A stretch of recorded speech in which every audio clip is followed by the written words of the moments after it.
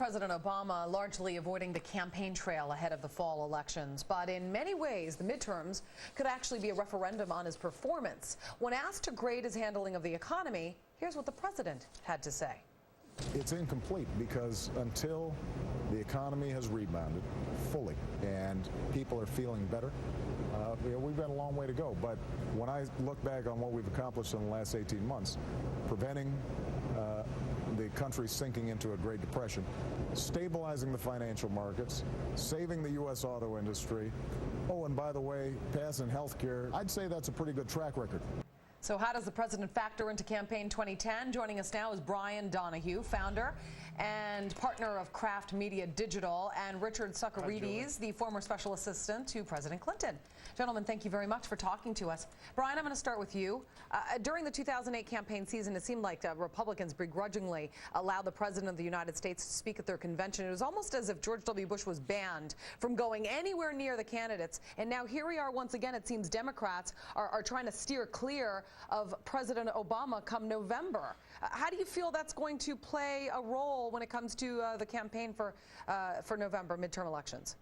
Well, the clear difference between then and now, Julie, is that for the last 2 years, the Democrats who are now in control of the Senate and the House and have the presidency have been saying that this election will be a referendum on their policies, that this election will be, something where voters will come and rally around their support for government-run health care and bailouts. Well, the first part is true. This is a referendum on their policies. However, the second part didn't seem to work out so well. The American people have not rallied around their policies of government-run health care and more stimulus that's been failing.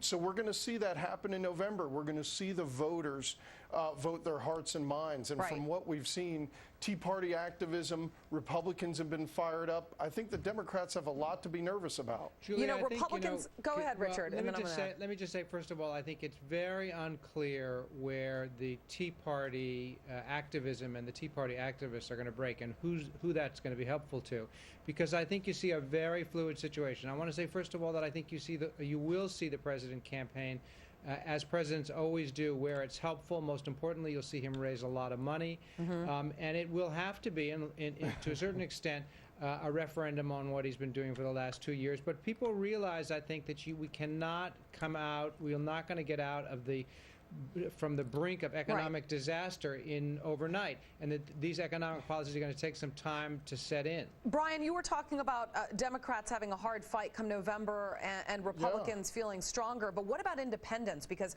I have an interesting Fox News Opinion Dynamics poll which essentially says that despite the president acknowledging that he's not thrilled with the way things are going, these polls actually show that Obama does still connect with Democrats. It's the independents, many of whom probably voted for him in 2008, that aren't so much supporting the president. They were asked, our viewers and pollsters, when asked, would you want President Obama to campaign for you if you ran for office? 38% of independents said yes, 59% said no. Brian, why do you think independents are fading? Well, we look at the last few months as a testament to how bad Barack Obama's support has been. Look at Massachusetts, where Scott Brown won. There's a lot of independents, even a lot of Democrats. We look at New Jersey, where we have a Republican governor. Barack Obama came in and campaigned for the Democratic candidate. Look at Virginia.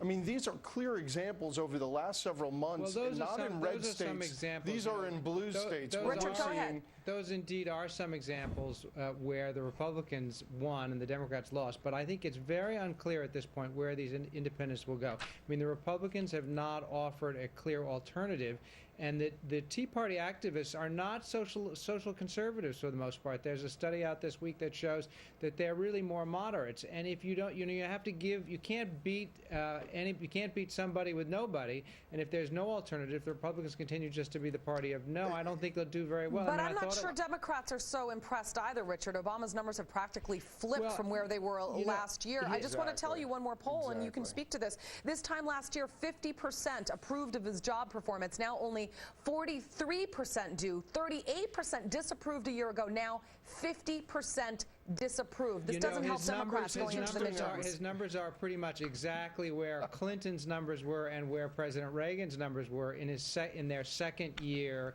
of service as 8 years as president. So the numbers are not great, but you know, the election is They're not great at 13 all, weeks Richard. away. Thank you.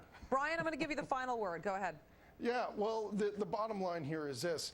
I think Republicans are welcoming Barack Obama in some of these competitive districts because it really unifies our side. Don't open the champagne. Don't pop those champagne corks yet, because it's a long way to the election, and this guy is at the top of his game. Hey, you know what? Week to week, the polls are actually changing on a weekly basis, and actually, Richard makes a good point here that 3 out of 4 major states for Senate, in fact, are going from Republican to either toss-up states or to the Democrats. We're going to be talking about that with Scott Rasmussen coming up later this hour. But gentlemen, thank you both for coming on. Thank you, Julie.